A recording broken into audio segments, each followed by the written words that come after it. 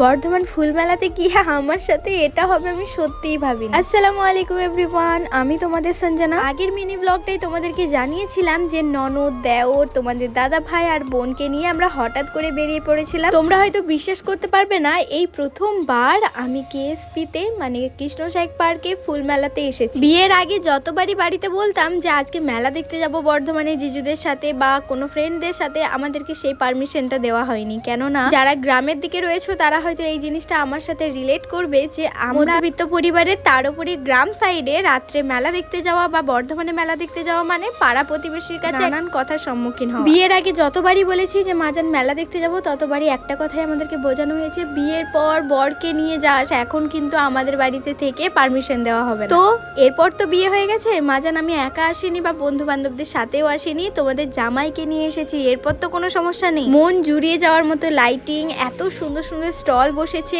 এত সুন্দর সুন্দর দোকান। মেলা আসবো আর কিছু খাবো না সেটা তো হয় না। ফার্স্ট খেয়েছিলাম আমরা তন্দুরি চা, আর এই চায়ের নেশাটা কিন্তু তোমাদের দাদা ভাই আমাকে ধরিয়েছে। এক প্যাকেট পপকর্ন আর সাথে ছিল জোজো ম্যামের কিছু পারফরমেন্স। আমরা কিন্তু জানতামই না যে আজকে জোজো ম্যাম আসছেন, কিন্তু ওই যে দেখা হয়ে গেল।